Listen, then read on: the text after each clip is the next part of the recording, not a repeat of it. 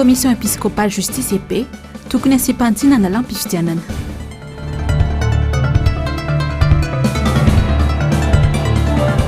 Fandrodanana trano fidipolo-mahireny Ambohimangakely tsy manan-kialofana very hatramin'ny entany voakasika. Fahadisoana anaty lisam-pifidianana miantso ny olona manana olana anantona amin'ny fokontany ny sainy. Dia mbola falitafahoana aminao indray ny tenako anatin'ny fampahalalam-bavany amin'Iesa amin'ny ity talata fa 5 ny volana aprily ny taona 2024 ity. Manolotra ny araba ary tomboky lasy tomboky vavy manasanao anaraka ny fotoanany vaovao hatramin'ny farany. Isantarantsika ny fampahalalam-bavao amin'ity takariva ity dia mila anao miverina amin'ny fitondrany izahay dada. Avereno amin'ny laony ny fiainanay, hafa ihany ny tamin'ny fitondranao. Anisan'ny sombony sy tamin'ny fitarainana nataon'ny vahoaka Ambilobe izany raha ny tafa tamin'ny Front National ny Atokotima tamin'ity androany ity. Taoriny Sambava dia Antalary Vohimara moa araka izany dia tao Ambilobe no nitsidihan'ny Front National ny Atokotima tamin'ity androany ity. Hoarantsika eo ihany ny makasika izay rehefa vonona ny sary avy any Vohimarany. Fa hotoizantsika ny fampahalalam-baovao dia teny amin'ny fokontany Antanambao sy Ankanja Malalaka commune Ambohimangakely no nanao fitsiriana ny distima Avaradrano tamin'ity androany ity. Betsaka nisy tafiditra atao anaty lisam-pifidianana teny an-toerana. Manoloana izany tsy fatomombanana ka miteraka fikorotanana dia mitaky ny anovana lisam-pifidianana vaovao miainga avy amin'ny fokontany izy ireo. Izany indrindra no amafisy ny fokontany tamin'ity androany ity. Charmano Menjanary mbola avatsara. Efa ao aminay efa voasoratra ihany moa zany ny sasany efa vita ny fanamarinana zany. Dia misy tena mbola tsy nisoratra mihitsy.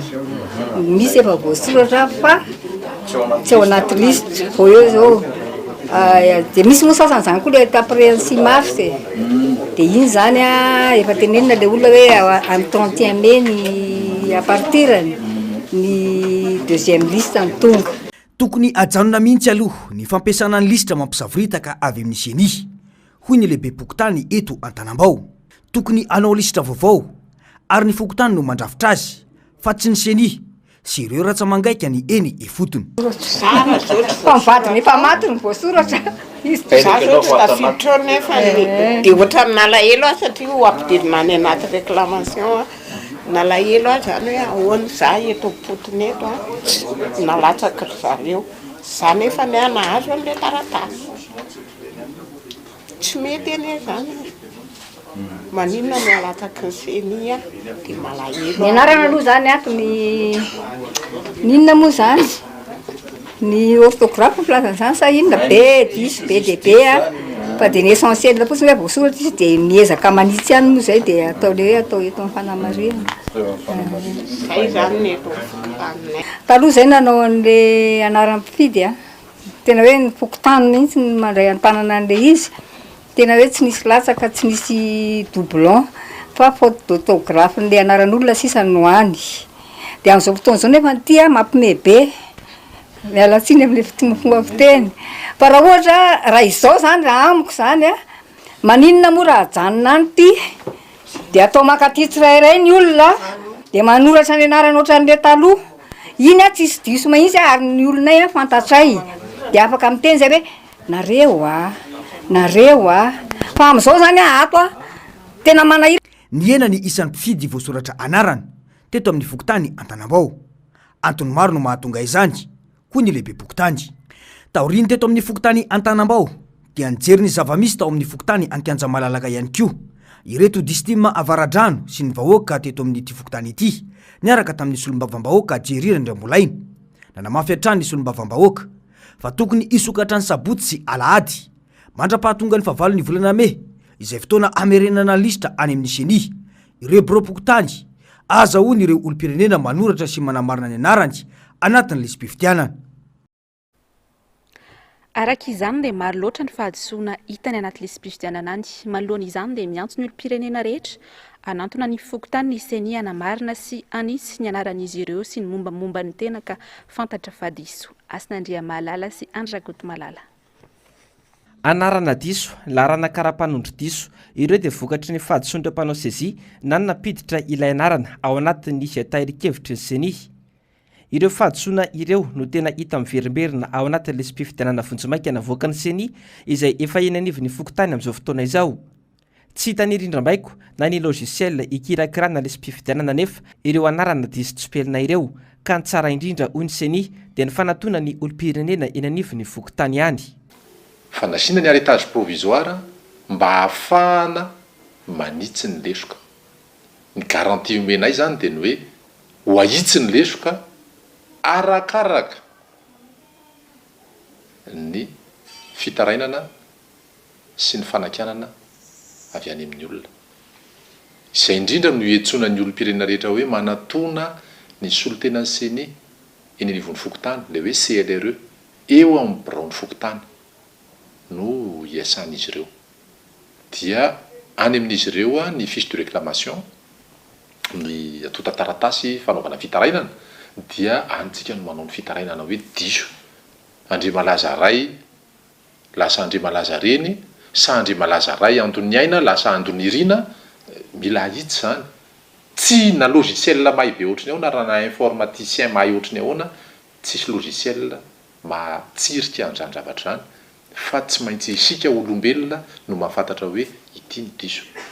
Tranga iray hafa tena azahoana fitarainana ihany koa ny hoe efa nisoratra anarana ny olona iray manana ilay antsoina hoe souche bleu kanefa tsy voasoratra ao anatin'ilay le spifitenana vonjimaika izay nivoaka.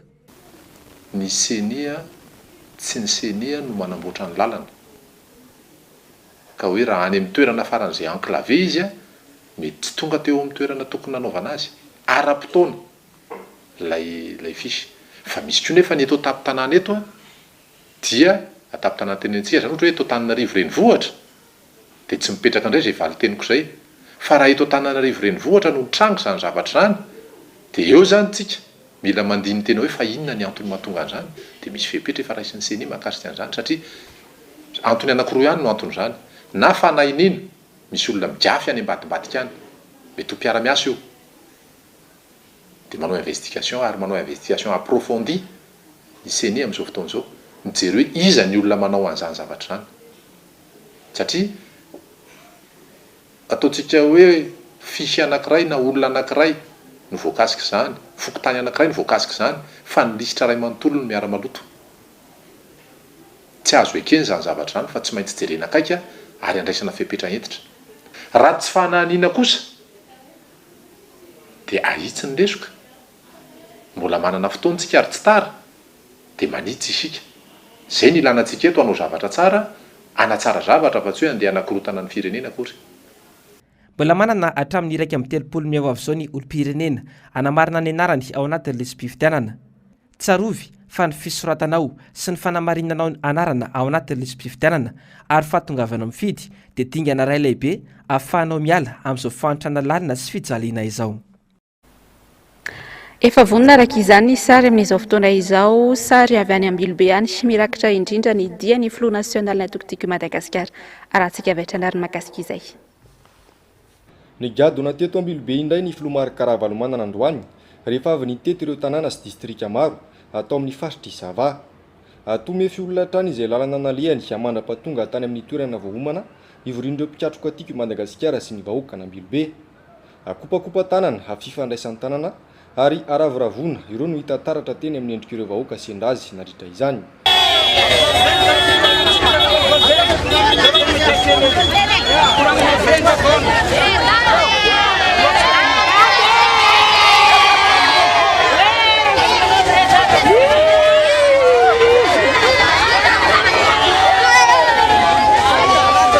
Mbola tsy niala tao ampon'ny vahoaka malagasy fa indrindra ny teto Ambilobe ny fitiavan'izy ireo ity olona navita be teto amin'ny firenena ity. Na tsy ary voafitaka izao fitonana izao ny ankamaroany.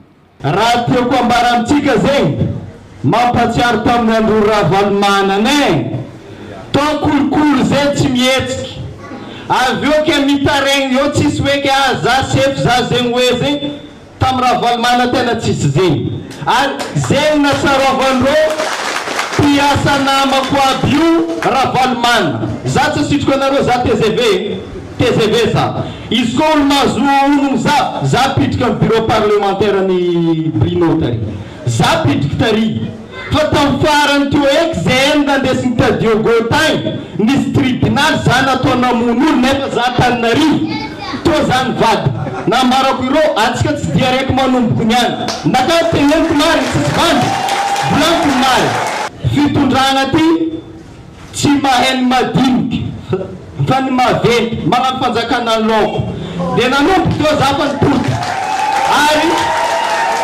magnetina tsika jiaby magnetina tsika jiaby za hitany ty mitadolomary atsika teo mba alevaono hely tamin'ny firenena 188 123e atsika fa atsika zio gisy tsy magneran-tany nefa ireo ndraiky mbala volona fa ireo mavita ke raha ambarako atsika aza mety taomigny alohantsika amin'ny raha tsy manjary fa mba alevaono hely ny tsara natao président atsika tamin'ny taloha za tamin'ny taloha zegny tamin'ny andronany za mala mpianatra za mpianatra dia zay mivangamentka 2 arivo vola 50 000 zay mavita bazarina efanjava raiky seriera volanko zegny la tena magnetaetanao président e matsiaro ny tsara nataonao tsy adignandreo ny tsara nataonao eto ambilobe anokiondalana iray mampisaraka ny faritry Diana sy ny faritry Sofia afaritra mamokatra ra-pambolena sy ny fiompiana samihafa apotraka sy ketraka ary mandoalika amin'ny tany tanteraka nefa ny fiainandreo tatsay ireo ankehitriny tsy mipakaty amin'ny faritra ny fampandrosoana ataon'ny mpitondra amin'izao fotoana izao manao ny fomba rehetra mbola hitazoman'ny fahefany ny mpitondra ankehitriny amin'ny alalan'ny fanaovana osika sy ny fikasana angalabato aza manaiky mihitsy raha tsy voasoratra ny anatin'ny liste fokontany ia ny anaranareo fa tsy afaka mifidy alareo na ny andro fotsiny verzmo misy mihitsy ara ny fikasana anao osiko ny anaran'ny sasany dia amin'izay raha vao diso io dia tsy mety tena efa mimananao hevidratsany ianareo misy efatra amin'ny 20 na 1024 anisan'ny fokotany anankiray foronindreo na le ataontsika hoe fokotany fantôme any atsimana Tuliary mino zany anareo hoe misy 1024 fokotany forenindreo dia velo an'izany dia antsika mipesaky zao za miteny zao nisy amin'ny mponina amin'ny Tuliary ave dia hitovy anisy amin'ny mponina mpifidy any Tomasina satria mitovy reo 30 000 fotsiny elanelana fa dia anontany an'ireo zahay horesahana izany a tompona andraikitra ato amin'ny bureau politique hoe mba antanipeny omeonay marina ny isan'ny fokotany misy eto Madagasikara dia manontany amin'ny seny indray omeonay marina ny isan'ny bureau de vote ho hitatsika eo miariary oatra karany efitra eo reo fa tsy amelantsika mihitsy reo dia zay ko tsy azo akena mihitsy hoe aminareo ny fanaovana osoka kanefa nisy mahalala zany dia hitanareo tsara ntsika miresaky zao hoe misy an'izany isa mitovy zany hoe Tomasina sy Tuliary tsy mahalala zany nanome afatra sy toromarika ho an'ireo mpiatroka timma rehetra manerana ny Madagasikara araka izany ny Volomaro Karavalomanana manao zany rehetra zany ara dia zao eno tsara fitily afatra ampianako aminareo afatra atao aminareo rehetra tompony andraikitra rehetra ny tiako Madagasikara eto Madagasikara sy ireo Karavalomanana manerana ny Madagasikara manendre olona iray na roa isaky fokotany ka raha olonareo no misolotena ny mpifidy tsy voasoratra anarana ary manoratra ny anaran'izy ireo eny amin'ny fokotany eto fokotany eto zao dia manendry olona roa na ray nareo dia izy milaza hoe reto aby ny anaran'ny olona mbola tsy voasoratra dia makany amin'ny seni ireo afaka atao tsara e dia amin'izay hitatsika tsara izy any tsy voasoratra aoka sika andray andraikitra aoko sika andray andraikitra sy anara-masatrany ny zavatra ataotsika aza mailina aloha mba mailina satria ny ratsika lalana dia aza manaiky intimideniny sasany ireo mpitandro ny filaminan'ireo natao hiara amin'ny ainy voaka sy ny fananan'ireo fa tsy tao hibambahana varavarana tokony dirana sy tokony voana mila fanarenana aingana ny firenena fa mijaly ny vahoaka malagasy ho hiatrany ny Volomaro Karavalomanana somary iverenantsika kely ny fanomanana ny fifitianana eto Madagasikara dia tsy mbola ampy sy ny teti-bola anaovana fifitianana madio sy araka ny tokony ho izy raha nambarany seni tamin'ity androany ity hiatrika fivoriana raha tsy misy fiovana sy olom-bavambahoaka sy ny loolona ka amin'io fotoam-pivoriana io no ahafantarana na iampy ilay vola 240 miliara ariary napetraka ny fanjakana foibe anaovana ny fifidianana na tsy 240 miliara ariary nefa no vola ilaina raha tianana fifidianana mizotra araka ny tokony ho izy atreto mbola baraingo ny vola entina anaovana fifidianana Asinandria Malala sy Andrakoto Malala. Mbola ifampitadiavana hatramin'ny androany ny vola entina anatanterahana ny fifidianana. Mbola ilay sora-bola voasoratra ao anatin'ny lalàna amin'ny fehitetim-bolam-panjakana lasitra ho amin'ny taona 13 ity izay mitetina 570 miliara ariary izay vola entina anaovana fifidianana filoham-pirenena fihodinana voalohany sy faharoa hatreto ny vola eo ampelantanany seni.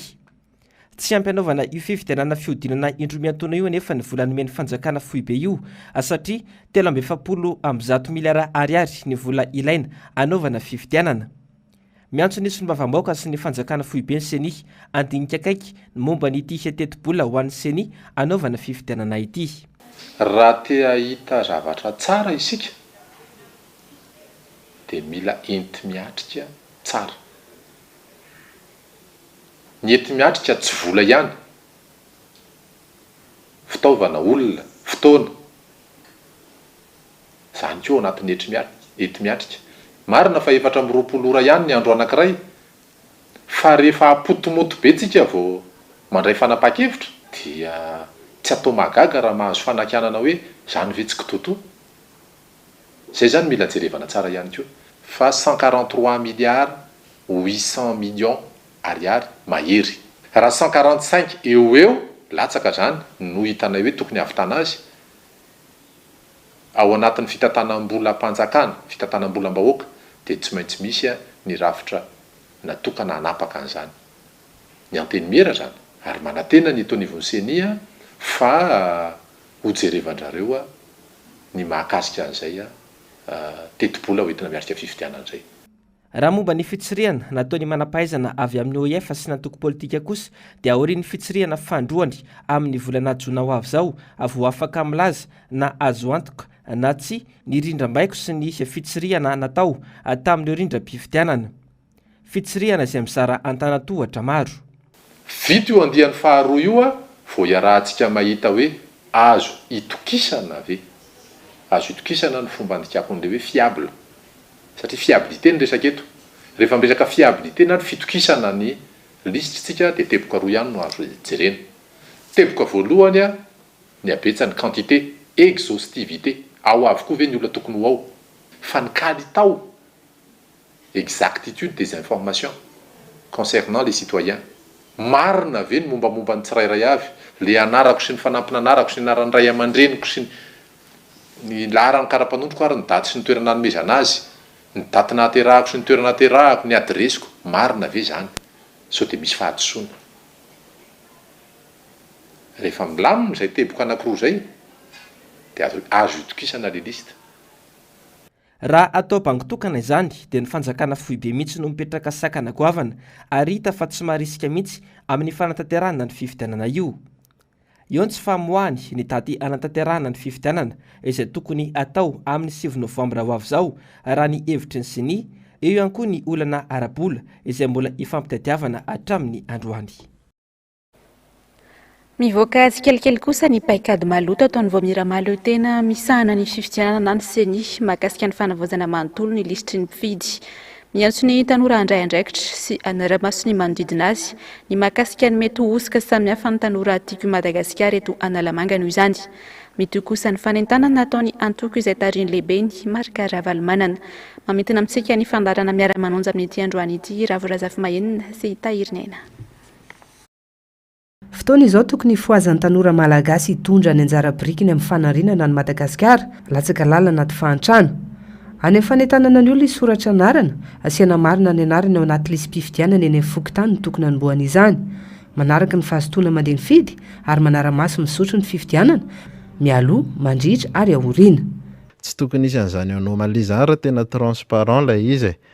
Ny lalàna 5 sy 2 tsipika 20 amin'ny andininy 730 dia milaza fa tokony atao petadrindrina ny lisitra. Raha manao an'izay fotsiny seni atao mipetadrindrina io de irahany vahoaka rehetra mahita isam-pokotany eo hoe iza no atao anaty lisitra, iza ny diso mora kokoa ny fanaraha-masony io resaka lisam-pifidianana io fa raha zao fomba fiasa zao tsy mangarahara zany dia sarotra zany ny fanaraha-maso satria tsy natoky rehetra no mavita ny asany.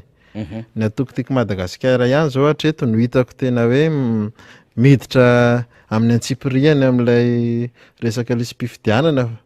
Teo koa moa zany antoko malagasy miaramainga zay teneninao teo misy namana mantsy mba mifampiresaka amin'ny tena ihany manao fa ny ankabeazany atoko eto Madagasikara ohatrany nefa lalàna mihitsy mampirisika ny atoko lalàna mampirisika ny atoko anao an'izay ka izy zany mba hisorohana ny olana na ny korotana aloha sy aoriana fifidianana dia manana didy mihitsy ny sionia anao zay faraherin'ny rehetra ao anatin'ny tsy fitany ilana ny fikarakarana amin'ny fomba mangarahara anio lisam-pifidianana fotoana zao andraisantsika tanora andraikitritsika afahantsika zany mitondra fanovana ihany koa an'ity firenena ity tsy hoe tanora andray andraikitra akory sika dia andeha hijabajaba nefa fa araka ny toromarika izay efa nomen'ny filoha mila mahay mahalala mahafantatra sy mahavita vao mandray andraikitra. Isanandro izay saika ahitana tsy fahatombombany ilay lisam-pifidianana nataon'ny CENI azo antoka tokoa ve fa hangarahara ny fifidianana rehetra ho avy eo isan'izany ny filoham-pirenena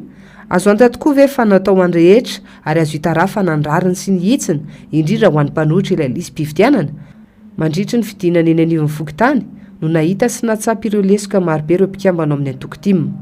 Misy paikady maloto ao entina anatsetsena n'ilay lisam-pifidianana. Iny zany raha ohatra ka tsy tazana atao iny lisam-pifidianana iny de fa nandeha am'izao. Ary tsisy ny teny. Ary tsisy ny teny. Ary ny CENI koa tsy nanao fanambarana ofisialy lista zao fa zao koa misy olana any atalata maty amin'ny faralahy zany raha vaovao ray koa dia mbola sy tonga koa ny lisam-pifidianana raha sy diso misy fokotany mbola tsy atongavana lisam-pifidianana deputera Mosalama. Hitanao amin'izany ara zany hoe ty le CENI ity zany zay le teneniko hoe raha mba nisy autorité morale ho atao olona mba manam-panahy zany tompona andraikitra manam-panahy ka tena hoe oleretsy tsy izy ty fa tsy manaiky fotsiny la voix de 100 mètres tsy ohatran'izao io zavatra io mody asehosehoany am'le hoe zay nay mieno hoe de efa nampidirina daholo amin'io point rehetrarehetra ny tenenareo fa natao daholo fa saingy tsy nisy tanina tsoratra moa fefa ntenenina taminareo iny le zavatra fefa tafidro daholo. Mitony fanentanana ny olom-pirenena ataon'ny antokotiko Madagasikara izay tarihan'ny filomarika Ravalomanana amin'izao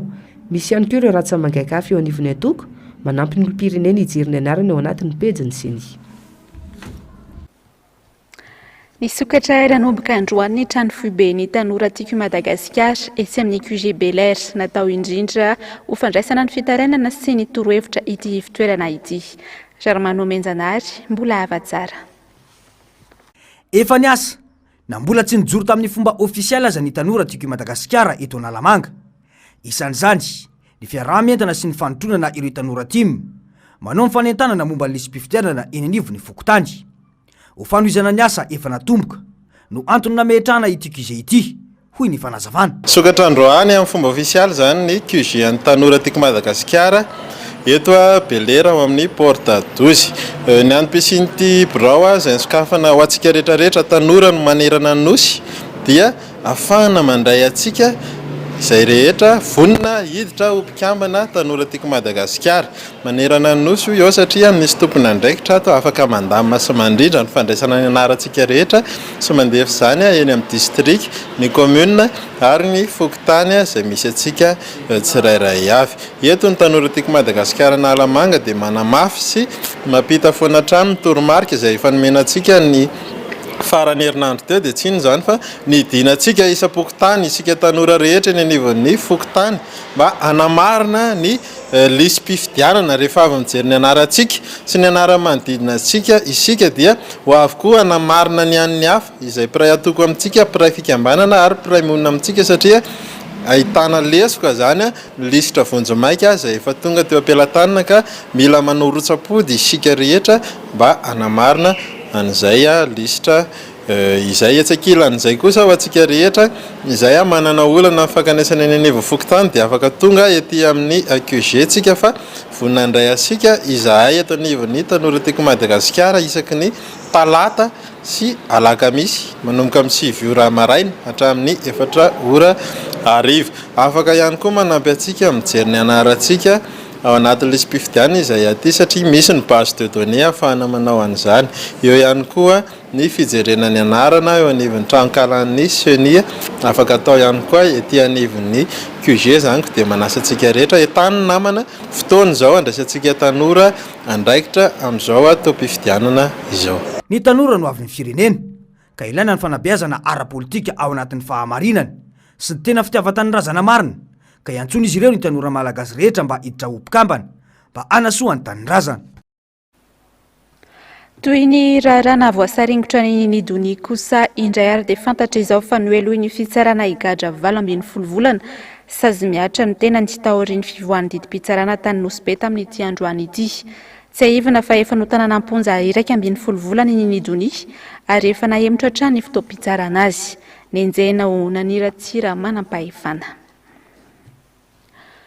Nitondra ny heviny mikasika ny fahitan'ny raharaham-pirenena amin'ny ankapobeny indrindra ny fanomanana ny fifidianana ny Commission épiscopale justice EP raha tiana ilamina sy tsisy ny korontana dia mila fanontsinana lalam-pifidianana raha ny fanambarana nataon'ireo mpikambana ny zoma lasa teo. Ravirazafy Mahenina, Mathieu Pressé. Ankoatra ny fitakiana lisy mpifidianana madio tokony ahitsy ihany koa lalam-pifidianana ony justice EP mba hisy ny filaminana manerana ny Madagasikara. Anjara ny fitondram-panjakana mametraka izay filaminana izay indrindra amin'izao vanim-potoana izao ary mipetraka ho modely amin'ny zavatra rehetra. Tsy tokony atao ihany koa ny fanomezana vola na akanjo ireo mpifidy ho takalina vato raha ny fanambarana trany. Anisany nasiany justice EP kihana ihany koa ny sosialy sahirana ny ankamaroany malagasy ary mialalina ny lavaka manasaraka azy ireo amin'ny mpanambola mitombo isa isan'andro ny tsy manan-kelovana sy ny mpangataka miletika hatrany ao anaty fahantrany Madagasikara. Raha ny ara-toe-karena naveriny justice EP fa manan-karena ny firenena malagasy ary tsy ambaka amin'izany ny arena-kibon'ny tany ny andranomasina sy ny azo-sarobidy saingy tsy mitondra vokatsoan'ny vahoaka malagasy akory izany. Tsy mazava ny politika mpanjakana na arena n'ity sehatra ity toy ny olana ny lavanila sy ny maro hafa. Tsy mandry andro tsy mandry alina intsony ny ankamaroany vahoaka malagasy noho ny tsy fandriam-pahalemany tsy antenany intsony iaro eo mpitandro ny filaminana. Miankina amin'ny fifidianana ho avy anefa ny mety ilaminana ireo sehatra ireo hoy ny fanambarana trany. Ankoatra izay notsindriany justice EP ihany koa ny tokony isiany mangarahara indrindra ny fitantanana ny volam-bahoaka hoy Monseigneur Benjamin Marc Ramarson filohan'ny justice EP. Miandrandra ny fandraisana andraikitry ny fitsarana ao Fianaratsoa sy ny fitsarana avy momba ny lalam-pandrenana manoloana ny notina avoakan'ny ministry ny Atitanty ny antoko malagasy miara-miaingana ny MMM. Tsy nomeny sefony distrika ny fandrina alalana ny asika nokasain'izy ireo nataony herinandro lasa teo ka nametraka fitarainana nataony antoko teny ankerana tamin'ny maraina teo. Avitra Solondraibe sy Mathieu Pressé. Fa nitsakitsahana ny lalàna velona dia ny lalam-pandrenan'ny Repoblika Faefatra sy ny sata iraisam-pirenena maro ny tsoniavin'ny Madagasikara ny fandraisana fanapahan-kevitra mandraran'ny famorim-bahoaka ataon'ny antoko. Nosakana lehibe ny distrika ny fandrina tao amin'ny commune ambanivohitra Imoto distrika ny fandrina ny 20 aprily lasa teo nietsika famorim-bahoaka nokasain'ny antoko malagasy miara-miainga. Toeran'olona manokana sady mifefy kanefa tsy nekena ny anatanterahana izany fionana izany. Voalohany aloha isika mahita anatin'ny lalam-panorenana ao amin'ny andininy 10 manazava tsara ny fahafahan'ny tsirairay mivory sy miona. Faharoa misy ny atao hoe déclaration universelle des droits de l'homme, misy ny atao hoe pacte international relatif aux droits civils et politiques zay manome alalana tanteraka ny olona olom-pirenena ivory sy iona sy izarany heviny rehefa ilainy zany. Ary indrindra misy lalàna velona ihany koa eto amintsika mahakasika ny antoko politika zay mamela ny antoko politika ampivory sy izarany heviny ny hevitra ijoroany ilay antoko. Voatotoana ny fahalalahana nitory ary nangataka fanafoanana ny noty mandraran'ny famorim-bahoaka ny MMM.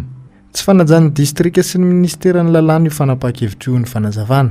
Nametraka izahay an'ilay fitoriana voalohany aloha teny amin'ny tribunal administratif amin'ny Fianaratsoa ary namafisinay izany anatin'ilay fitoriana io ny fangatahana an'ilay hoe fampiarana ny atao hoe exception da constitutionnalité izay misoratra anatin'ny lalam-panorenana ary anatin'le tribunal administratif io no misy fangatahana ny ampiakarana an'le raharaha eo anivan'ny fitsarana avo momba ny lalam-panorenana.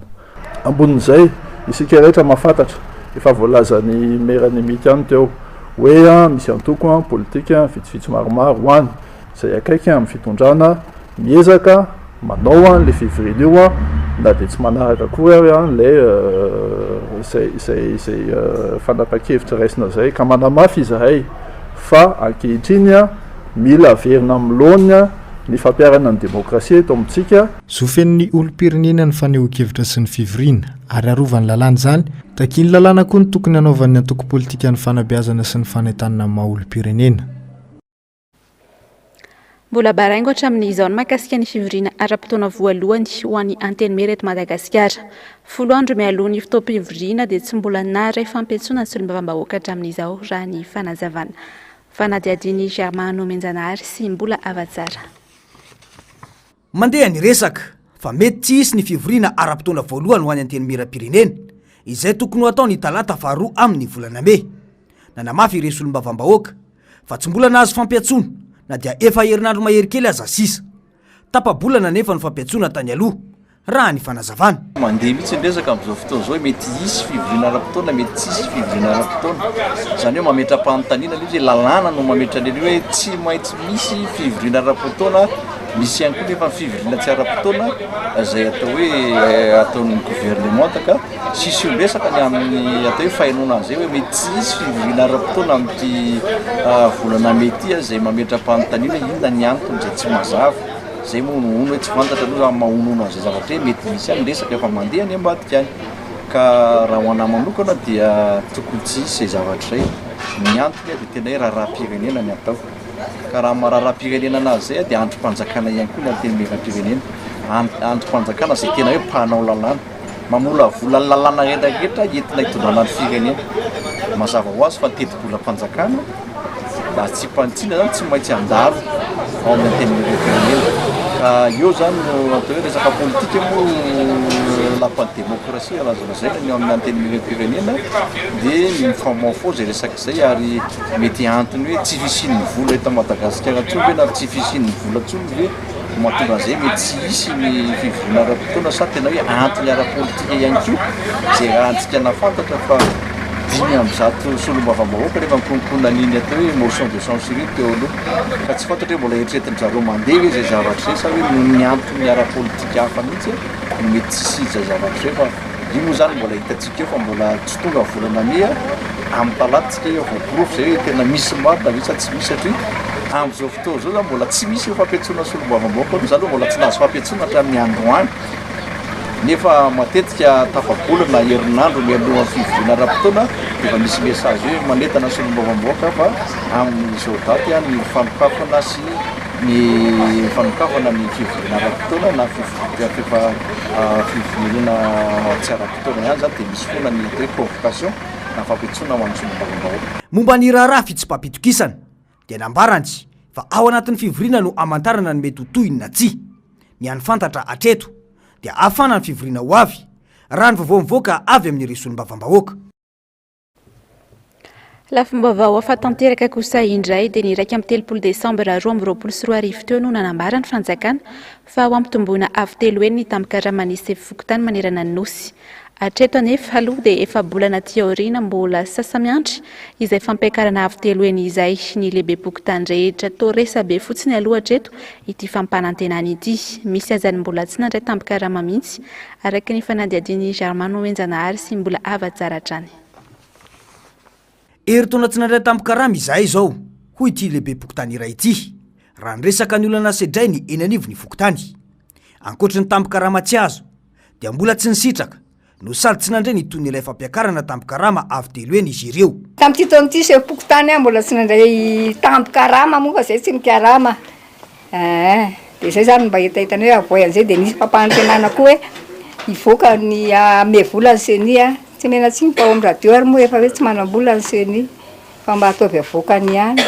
Dia nisy an'ilay nanao kopis karaha mpanondro fao be azavona mahazo an'ity de hoe mois de février de hatramin'izao tsika efa mois d'avril mbola tsisy koa le vola fa mbola tsy nahazo le avy tele eny aloha tsy vao miandry. Ankoatra ny mpiasan'ny fokontany dia fantatra ihany koa fa tsy mbola nandray karama ihany koa ireo mpikambana eo anivon'ny HLR na ny mpanentana mpifidy eny anivon'ny fokontany hatramin'izao. Tsy mahagaga raha mivaralila ny asa mahakasika ny fifidianany eny anivon'ny fokontany. Pejy fampianarana ny ena 4,7 ny tany fisoratana anarana ho an'ny fanadina-panjakana BEPC ho an'ny Antananarivo renivohitra. Iraisy 5,4 ny tanora kandida ny kandida ny soratra anarana amin'ity taona ity raha toka 7,20 sy 2,4 izany tamin'ny taona 2024.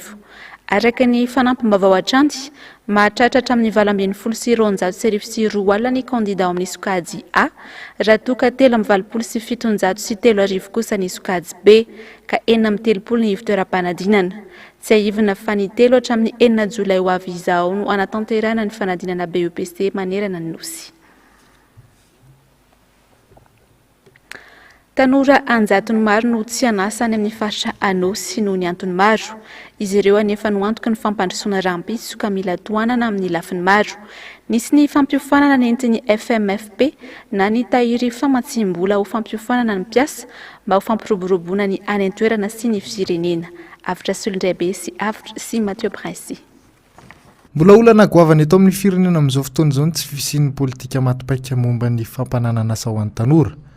Marobe ny tanora mahavita fianarana saingy mipetra-potsiny tsy misy asa atao ka lasa mivesatra ho an'ny fiarahamonina sy ny firenena mihitsy. Tsy ampy ny mpiasa, vitsy ihany koa ireo mpiasa matianina sy mahafeny asany, indrindra any amin'ireo faritra lavitra andrina. Zava-dehibe ary tokony lara-pahamiana ny fanomezana fampiofanana arakasan'ny tanora. Est un programme d'apprentissage dont l'objectif est d'améliorer l'employabilité des jeunes de notre région en les aidant à bâtir des compétences techniques directement valorisables sur le marché du travail.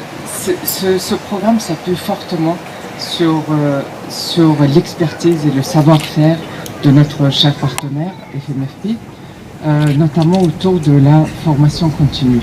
À quoi ça ressemble? Nous avons donc sélectionné en partenariat avec Maison d'emploi de notre région 170 jeunes de notre région. Ils représentent les 9 communes de la région d'Anos. Tanora 70 am'zato menadany amin'ny faritra Anosy nisitraka fampiofanana arakasa avy amin'ny tahiry famatsim-bola ho fampiofanana ny mpiasa sy ny kit Madagasikara Minerals. Fampiofanana mikendra ny fanatsarana ny fahaiza-manao eo anivon'ny orinasa, indrindra fanampiana ireo tanora vao miditra amin'ny sehatry ny asa hanamafy ny toe-karena sy ny fampandrosoana ifotony. Notolorina mari-pakasitrahana fahavitan'ny fampiofanan'izy ireo ny faran'ny herinandro teo, ka nanamafisany mpisitraka sy nanaovan'izy ireo antsoavo amin'ny tokony hijerena manokana ny tanora avy amin'ny faritra, tsy hivoaka ny toerana misy azy ireo fa ahita asa mifanaraka amin'ny fampiofanana noratoviny ao an-toerana ihany. Vavaony sosialy, ravatrano, verifananana, tsy manan-kialofana, matsiaro tena ho voahilikilika ary atoreny ambany ely izahay honimponina anjatony eny Manakasina, fokotany tsara asina komina Ambohimangakely distrikana Avaradrano tamin'ity androany ity. Tamikerisetra mantso no nandravana ny toeram-ponenan'izy ireo vao mangiran-dratsy. Tsy nitondra fanazavana noho ny antony nanaovana ny fandravana tampoka kosa, ny masera voatontonona tamin'izany. Avitra Solondraibe sy Mathieu Princy hatrany. Ikika sy tabataba ny retety amin'ny ity toerana ity tamin'ny 5 ora maraina. Gros rasy mpitandro ny filaminana ary vaditany no tonga nandravany trano manodidina ny 70 ahitana ponina anjatony tetỳ Manakasina. Filaran-tany manodidina ndraiky amin'ny 30 hektara ny voalaza avatan'ny arsidiosezina Antananarivo efa hatramin'ny taona 2009. Mizara telo io tany io ka isan'ny voakasika ny fandrodanana ireo ponina vao nanorina tamin'ny taona 2014. Eto amin'ity faritra voalaza fa toerana fanaovan-dratsy teo aloha ity, izy ireo nanajara ny tany hatr'izay. Zay tany zay efa fantatra fa miverina ho an'ny tany malagasy ilay tany. Kanefa mahakasika an'ity tany ity indrindra no mampikorotana ny sin'izao fandravana sy fandrodanana démolition expédition zao zay tsy misy taratasy mazava naseho an'ireo mpitandro filaminana nareo huissier zay tonga teo naseho anay vahoaka nanapy-pandrenesana mialoha zany mahakasika any amin'ity fandrodanana ny androany ity zany mba 3 andro mialoha farafaratsiny satria dia atao ireo ravatrano ny anjeran'ny trano ny fananana sy ny zazakely mbola atao tokantrano, ny sakafo mbola teo am-piketrehana dia fa zazamambehivavy ny tratrany herisetra ny firodana ny tondrana andihana gros bras mpandrava sy mpamotika ireny miaraka ny ny miaramila sy ny polisy moa dia mijery fotsiny amin'le fiarovana ny ain'olona sy ny fananany. Efa nisy ny fifanarahana teo amin'ny masera mba hividianan'ireo mponina ny tany miovaovatra ny anefa ny fifanarahana. Raha ny teny anay izy tamin'ny 2020 hoe vidina hoe tsy maninona fa manova zavatra ozy izy fa rehefa vita ny taratasy dia mividinareo amin'ny vidiny sahazanareo na 25 000 mètre carré na 40 000. Dia ankehitriny tompoko ilay izy no efa mijoro ety ny vahoaka, efa miorina ny fananana ety ny fananana rehetrarehetra sy ny aniny, dia maninona moa ilay izy lasa 10 alina mètre carré, 5 premier mandoha vola hony, 5 premier mandoha vola dia 10 alina mètre carré. Ny ankoatr'izay zany ny fokon'olona 10 sy 2 alina sy ray hetsy, aizany ahitany ny vahoaka madinika an'izany. Ny trano orina ety raha biriky tany, ny tafo ataona ety mbola tafo tota satria zara raha hita sihana aloha hoe nahita tany mba hanorenana. Mampalahelo ilay ataondry zareo tompoko, mampalahelo. Izay androananay zany ny tena tanjony ety fa tsy mba hoe ireo zay fa mahorina mba miezaka araky ny herin'ny tenanay. Rehefa nojerena tany amin'ny domaine ny tany dia andalam-pikarakarana ny fanoratana ny tany raha ny fanazavana trany. Tsy nisy ihany koa ny fampahafantarana ny didy fandrodanana noentin'ny vady tany raha ny fanazavana noentin'ireo mponina trany. Ambarako ampabe-maso fa ary fantatry ny ao amin'ny diocèse tsara mihitsy ary fantatry ny any amin'ny fitsarana fa mbola mandeha ny déroulement dossier nefa gaga andro any maraina tsy notifena aza ao anatin'ny didy fa tonga dia expulsion démolition natao amin'le vahoaka.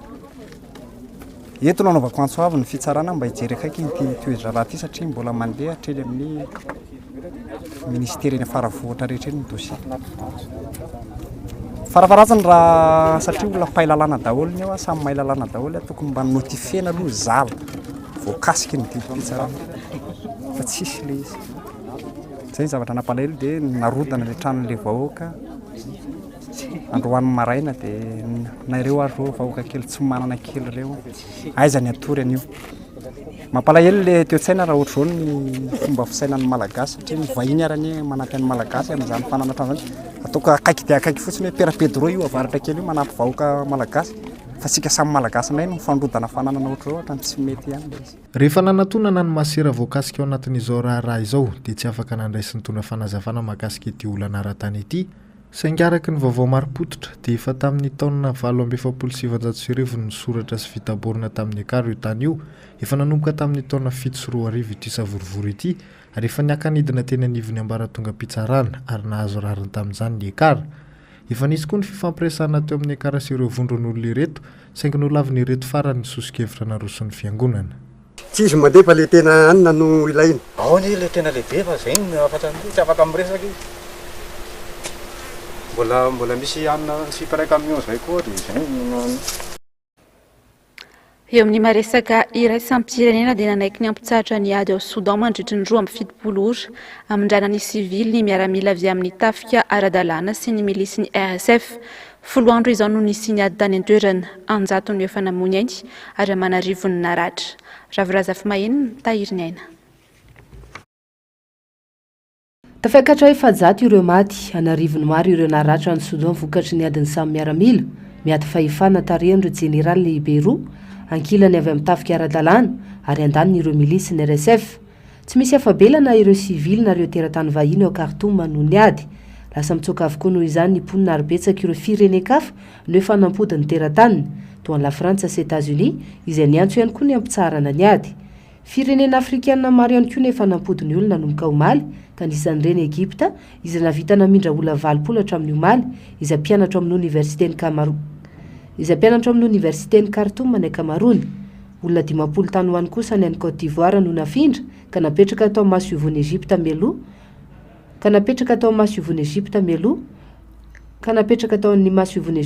ny azony any Abidjan. Ankoatr'izay, Nigériana 740 koa no ezahana nafindra faran'izay aingana. Ho andreo teratany Soudanais izay mitsoka ny adindray dia antrady izay akaiky indrindra ny sisy tany Soudan ny ankamaroan'izy ireo no miondrana. Tsy sivilany anefa no tazana mitsoka ny ady fa misy miaramila ihany koa manodidina 500 isa izy ireo no miafina otrady amin'izao raha ny fantatra. Manaraka izany ihany koa ny fanampiana avy amin'ny sehatra iraisam-pirenena izay miazo ny faritra tsy nanantrady ary tohatra ny andrenivohitra. dia izay vaovao maresaka iraisam pirenena Niger no manakatona ny fampahalalam-baovao tamin'ity androany ity. Mankasitraka anao hatrany nanaraka izany hatramin'ny farany taky ny mahazatra hoarahinao aorian'ny fampahalalam-baovao ny fandaharana ahoana marina sy ny fandaharana Global News. Aorian'izay kosa no narahantsika ny horonan-tsary mitondra ny lohateny hoe Murder Mystery 2. Ny tena kosa mametraka ny veloma mandra-pitafa ao amin'ny rampitsindray.